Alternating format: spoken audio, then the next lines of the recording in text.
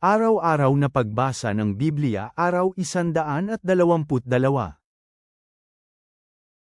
Lumang Tipan, Joshua 21:20-45, Joshua 22.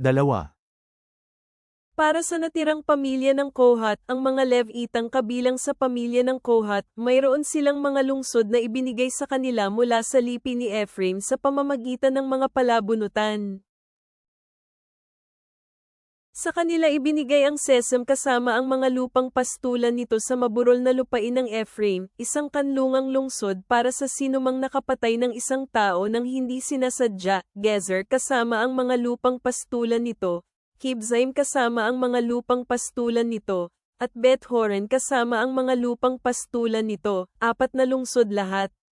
Mula sa lipi ni Dan, ibinigay sa angkan ng Kohat ang Eltek kasama ang mga lupang pastulan nito, Gibbeten kasama ang mga lupang pastulan nito, Eshalon kasama ang mga lupang pastulan nito, Gat-Ramon kasama ang mga lupang pastulan nito, 4 na lungsod lahat. Mula sa kalahating lipi ni Manases, ibinigay ang Taanak sa angkan ng Kohat kasama ang mga lupang pastulan nito at Gat-Ramon kasama ang mga lupang pastulan nito, 2 lungsod. May 10 lungsod lahat para sa mga natirang mga angkan ng Kohatita, kasama ang kanilang mga lupang pastulan. Mula sa kalahating lipi ni Manases hanggang sa angkan ng Gerson, ito ang ibang mga angkan ng Levita, at ibinigay nila ang Golan sa Basan kasama ang mga lupang pastulan nito, isang kanlungang lungsod para sa sinumang nakapatay ng isa pa ng hindi sinasadya, kasama ang Bistera at ang mga lupang pastulan nito, 2 lungsod lahat. Sa mga angkan ng Gerson ibinigay din nila ang Kisayon mula sa lipi ni Isakar, kasama ang mga lupang pastulan nito, Deberet kasama ang mga lupang pastulan nito, Jarmat kasama ang mga lupang pastulan nito, at ang Enganim kasama ang mga lupang pastulan nito, 4 na lungsod. Mula sa lipi ni Azer, ibinigay nila ang Misal kasama ang mga lupang pastulan nito, Abdon kasama ang mga lupang pastulan nito, Helkat kasama ang mga lupang pastulan nito, at Rehob kasama ang mga lupang pastulan nito, 4 na lungsod lahat. Mula sa lipi ni Neftali, ibinigay nila sa mga angkan ng Gerson ang Kid sa Galilea kasama ang mga lupang pastulan nito, isang kanlungang lungsod para sa sinumang nakapatay ng isa pa ng hindi sinasadya, Hammethdor kasama ang mga lupang pastulan nito, at Kartan kasama ang mga lupang pastulan nito, 3 lungsod lahat. Mayroong 13 lungsod lahat, mula sa mga angkan ng Gerson, kasama ang kanilang mga lupang pastulan. Sa natirang mga Levita, ang mga angkan ni Merari, ay ibinigay mula sa lipi ni Zebulun, Joknim kasama ang mga lupang pastulan nito, Karta kasama ang mga lupang pastulan nito, Dimna kasama ang mga lupang pastulan nito, at Nahalal kasama ang mga lupang pastulan nito, 4 na lungsod lahat. Ibinigay sa mga angkan ni Merari mula sa lipi ni Ruben, Bezer kasama ang mga lupang pastulan nito, Jahaz kasama ang mga lupang pastulan nito, Kidmo kasama ang mga lupang pastulan nito, at Mepat kasama ang mga lupang pastulan nito, 4 na lungsod. Mula sa lipi ni Gad ibinigay sa kanila ang Ramot sa Galaad kasama ang mga lupang pastulan nito, isang kanlungang lungsod para sa sinumang nakapatay ng isa pa ng hindi sinasadya, at Mahanaim kasama ang mga lupang pastulan nito. Ibinigay din sa mga angkan ni Merari ang Hisban kasama ang mga lupang pastulan nito, at Jazer kasama ang mga lupang pastulan nito. 4 na lungsod itong lahat. Lahat ng mga ito ang mga lungsod na may maraming angkan ni Merari, na mula sa lipi ni Levi, 12 lungsod lahat ang ibinigay sa kanila sa pamamagitan ng mga palabunutan. Ang mga lungsod ng mga Levita na kinuha sa gitna ng lupaing inangkin ng bayan ng Israel ay 48 lungsod, kasama ang kanilang mga lupang pastulan. Mayroong nakapaligid na mga lupang pastulan ang bawat syudad na ito. Ganito sa lahat ng mga lungsod na ito. Kaya ibinigay ni Yahweh sa Israel ang lahat ng lupaing ipinangako niyang ibibigay sa kanilang mga ninuno. Inangkin ito ng mga Israelita at nanirahan doon. Pagkatapos binigyan sila ni Yahweh ng pahinga sa bawat dako, gaya ng kanyang ipinangako sa kanilang mga ninuno. Walang isa sa kanilang kaaway ang maaaring tumalo sa kanila. Ibinigay ni Yahweh ang lahat ng kanilang kaaway sa kanilang mga kamay. Walang isang bagay sa lahat ng mga mabuting pangako na sinabi ni Yahweh sa bahay ng Israel ang hindi nagkatotoo. Natupad ang lahat ng ito. Sa panahong iyon tinawag ni Josue ang mga Rubenita, ang mga Gadita, at ang kalahating lipi ni Manases. Sinabi niya sa kanila, nagawa ninyo ang lahat ng bagay na iniutos sa inyo ni Moises, ang lingkod ni Yahweh, sinunod ninyo ang aking tinig sa lahat ng iniutos ko sa inyo. Hindi ninyo iniwan ang inyong mga kapatid na lalaki sa maraming araw na ito o hanggang sa araw na ito. Sa halip, naging maingat kayo na sumunod sa mga itinagubili ng mga kautusan ni Yahweh na inyong Diyos.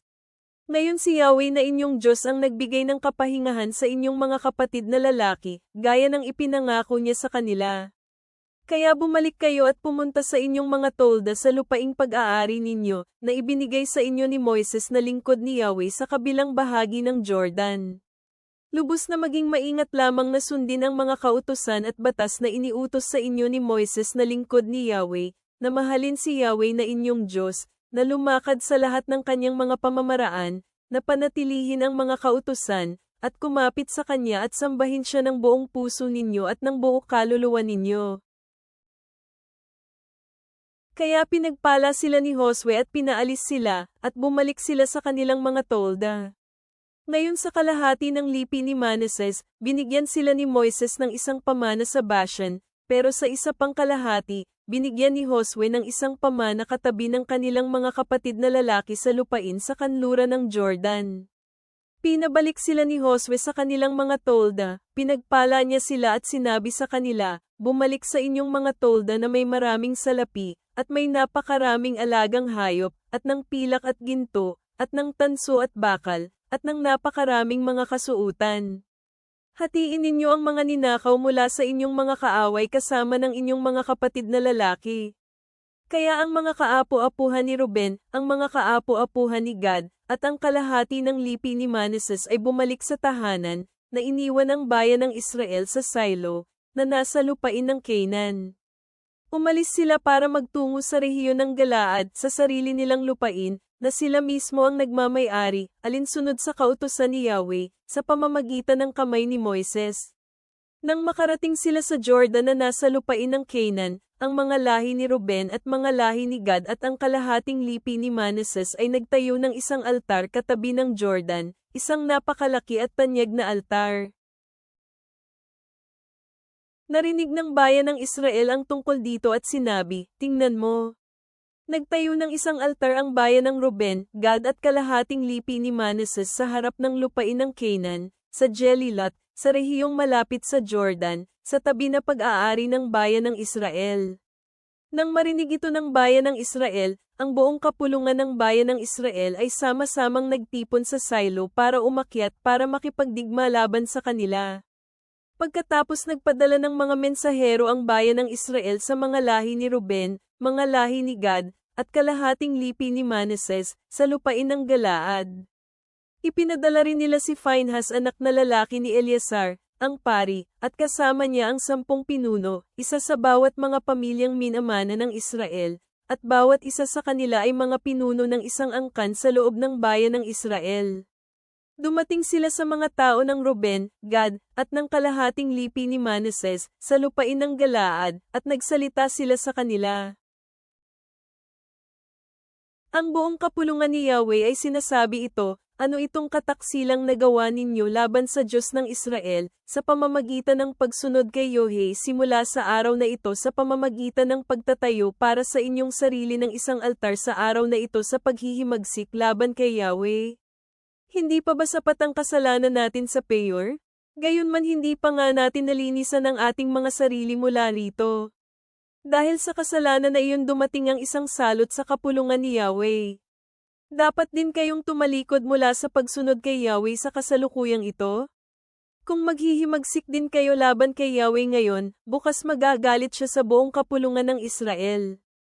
Kung ang lupain na inyong pag-aari ay nadungisan, pagkatapos dapat kayong dumaan sa lupain na kinatatayuan ng tabernakulo ni Yahweh at kumuha kayo ng isang ari-arian para sa inyong mga sarili sa kalagitnaan namin.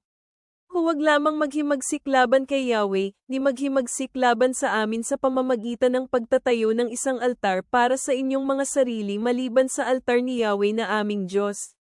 Hindi ba si Akan anak na lalaki ni Zira, ang samayra ng pananampalataya sa kahalagahan ng mga bagay na iyon na nakalaan para sa Diyos? At hindi ba bumagsak ang puot sa buong bayan ng Israel? Hindi lamang ang lalaking iyon ang mag-isang napahamak dahil sa kanyang kasamaan. Pagkatapos ang mga lipi ni Ruben, Gad, at ang kalahating lipi ni Manases ay sumagot sa mga pinuno ng mga angkan ng Israel, ang makapangyarihan, Diyos, Yahweh. Ang isang makapangyarihan, Diyos, Yahweh. Alam niya, at hayaang malaman ng Israel, kung ito ay sa paghihimagsik o sa paglabag ng pananampalataya laban kay Yahweh, huwag kaming iligtas sa araw na ito sa pagtatayo namin ng altar para ilayo ang aming mga sarili mula sa pagsunod kay Yahweh. Kung itinayo namin ang altar na iyon para maghandog doon ng mga handog na susunugin, mga butil na handog, o mga pangkapayapaang handog, sa gayon hayaang pagbayarin kami ni Yahweh para rito. Hindi, ginawa namin iyon dahil sa takot na sa pagdating ng panahon ang inyong mga anak ay maaaring magsabi sa aming mga anak, ano ang kinalaman ninyo kay Yahweh, ang Diyos ng Israel? Dahil ginawa ni Yahweh ang Jordan na isang hangganan sa pagitan namin at ninyo. Kayong bayan ng Ruben at bayan ng Gad, wala kayong anumang bagay na ginawa kay Yahweh. Kaya ang inyong mga anak ay maaaring gawing patigilin ng aming mga anak para sambahin si Yahweh. Kaya sinabi namin, tayo ay magtayo ng isang altar, hindi para sa mga handog na susunugin ni para sa anumang mga alay, pero para maging isang saksi sa pagitan namin at ninyo, at sa pagitan ng aming mga salinlahi pagkatapos namin, nagagampanan namin ang paglilingkod kay Yahweh sa harap niya, kasama ng aming mga handog na susunugin at ng aming mga alay at kasama ng aming mga handog pangkapayapaan, sa gayon hindi kailanman magsasabi ang inyong mga anak sa aming mga anak sa panahon na darating, wala kayong bahagi kay Yahweh. Kaya sinabi namin, kung dapat itong sabihin sa amin o sa aming mga kaapu-apuhan sa panahon na darating, sasabihin naming, pagmasdan ninyo. Ito ang isang kopya ng altar ni Yahweh, na ginawa ng aming mga ninuno, hindi para sa mga handog na sinunog, ni para sa mga alay, pero bilang isang saksi sa pagitan namin at ninyo. Huwag nawa mangyari sa amin ito na kami ay maghimagsik laban kay Yahweh, at tumalikod ngayon mula sa pagsunod sa Kanya sa pamamagitan ng pagtatayo ng isang altar para sa handog na sinunog, para sa handog na butil, o para sa alay, maliban sa isang altar ni Yahweh aming Diyos na nasa harap ng Kanyang tabernakulo. Nang si Phinehas na pari at ang mga pinuno ng mga tao, iyon ay, ang mga ulo ng mga angkan ng Israel na kasama niya, ay narinig ang mga salita na sinabi ng bayan ng Ruben, Gad, at Manases, na mabuti ito sa kanilang mga paningin. Sinabi ni Phinehas anak na lalaki ni Eleazar na pari sa bayan ng Ruben, Gad at Manases, ngayon alam namin na si Yahweh ay kasama namin, dahil hindi ninyo nagawa ang paglabag sa pananampalatayang ito laban sa Kanya. Ngayon sinagip ninyo ang bayan ng Israel mula sa kamay ni Yahweh. Pagkatapos bumalik sina Phinehas anak na lalaki ni Eleazar na pari, at ang mga pinuno mula sa mga lahi ni Ruben at mga lahi ni Gad, palabas ng lupain ng Galaad, pabalik sa lupain ng Canaan, patungo sa bayan ng Israel, at nagbalik ng mensahe sa kanila. Ang kanilang ulat ay mabuti sa paningin ng bayan ng Israel. Pinagpala ng bayan ng Israel ang Diyos at hindi na nagsalita tungkol sa paggawa ng digmaan laban sa mga lahi ni Ruben at mga lahi ni Gad, para wasakin ang lupain kung saan sila nanirahan. Ang mga Rubenita at ang Gadita ay pinangalanan ng altar na saksi, dahil sinabi nila na ito ay isang saksi sa pagitan namin na si Yahweh ay Diyos. Bagong Tipan, John 3:1-21.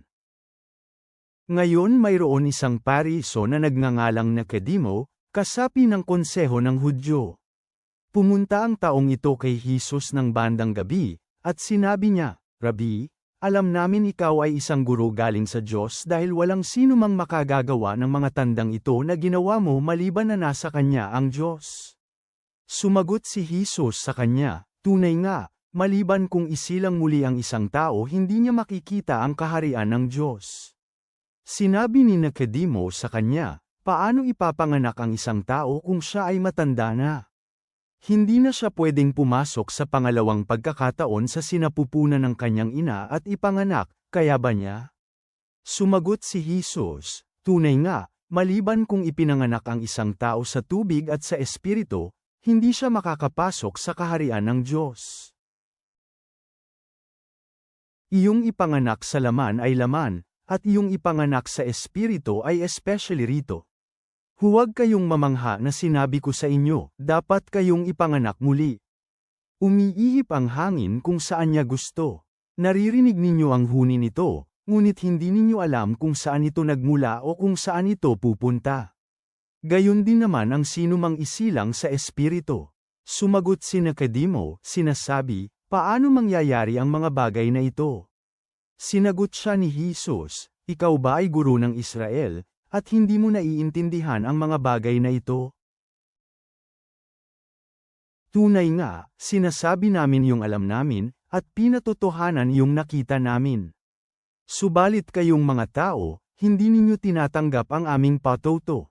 Kung sinabi ko sa iyo ang tungkol sa mga bagay na makalupa at hindi ka naniwala, paano ka maniniwala kung sasabihin ko sa iyo ang mga bagay na makalangit? Walang sino mang umakyat sa langit maliban ang bumaba mula sa langit, ang anak ng tao. Tulad ng pagtaas ni Moises ng ahas sa ilang, gayon din naman ang anak ng tao ay kailangang may taas, upang ang lahat ng mananampalataya sa kanya ay magkaroon ng buhay na walang hanggan. Dahil labis na inibig ng Diyos ang sangkatauhan, ibinigay niya ang kanyang natatangi at nag-iisang anak upang ang sinumang manalig sa kanya ay hindi mamatay ngunit magkakaroon ng buhay na walang hanggan. Dahil hindi isinugo ng Diyos ang kanyang anak sa mundo para parusahan ang sangkatauhan, ngunit para ang mundo ay marapat na maligtas sa pamamagitan niya. Ang nananampalataya sa kanya ay hindi mahatulan. Ang hindi nananampalataya ay nahatulan na dahil hindi siya nananampalataya sa pangalan ng natatanging anak ng Diyos. Ito ang dahilan sa paghahatol, na ang ilaw ay dumating sa mundo, at minahal ng mga tao ang dilim kaysa ang liwanag dahil masama ang kanilang mga naging gawa. Dahil ang sinuman na gumagawa ng masama ay galit sa liwanag at hindi lumalapit sa ilaw upang ang kanyang mga gawa ay hindi malantad. Subalit ang gumagawa ng katotohanan ay lumalapit sa liwanag upang ang kanyang mga gawa ay malinaw na makita at ang mga iyon ay naganap dahil sa pagsunod sa Diyos. Mga awit, Psalm 55 is the 1-11. Pakinggan mo aking panalangin, O Diyos, at huwag mong itago ang iyong sarili sa aking pagsamo. Pakinggan mo ako at ako ay iyong sagutin, wala akong kapahingahan sa aking mga kaguluhan. Dahil sa tinig ng aking mga kaaway, dahil sa pang-aapi ng masasama, dahil nagdala sila ng kaguluhan sa akin at galit akong inuusig. Lubhang nasaktan ang aking puso, at binagsakan ako ng malaking takot sa kamatayan. Dumating sa akin ang pagkatakot at panginginig, at kilabot ang nanaig sa akin. Aking sinabi, kung mayroon lamang akong mga pakpak tulad ng kalapati. Kung magkagayon lilipad akong palayo at magpapahinga. Tingnan, ako ay gagala sa malayo, doon ako mananahan sa ilang. Sala magmamadali ako para sa ilong mula sa malakas na hangin at unos. Wasakin mo sila, Panginoon, at guluhin ang kanilang mga wika, dahil nakita ko ang karahasan at kaguluhan sa lungsod. Lumiligid sila araw at gabi sa ibabaw ng kanyang pader, kasalanan at kalokohan ay nasa kalagitnaan niya. Kasamaan ang nasa gitna nito, ang pang-aapi at pandaraya sa mga lansangan nito ay hindi umaalis. Ama naming nasa langit, kami ay lumalapit sa iyong harapan, puno ng pasasalamat sa mga pangakong natupad kay Josue nang iyong iningatan ang iyong bayan at itinatag ang kanilang mana. Tulad ng paghahanap ni Nicodemo ng pagkaunawa sa gabi, tulungan mo kaming maghanap ng iyong katotohanan ng may bukas na puso, yakapin ang liwanag ng iyong pag-ibig na nagdudulot ng bagong buhay. Sa mga sandali ng pagkabalisa, Tulad ng ipinahayag sa Awit Kapitulo 55, ipaalala mo sa amin na ihagis ang aming mga alalahanin sa iyo, nagtitiwala sa iyong hindi nagkukulang na presensya. Naway mamuhay kami araw-araw na nakaugat sa iyong salita, sumasalamin sa iyong biyaya at awa sa mga nasa paligid namin. Hayaang gabayan ng iyong karunungan ang bawat hakbang namin. Amen.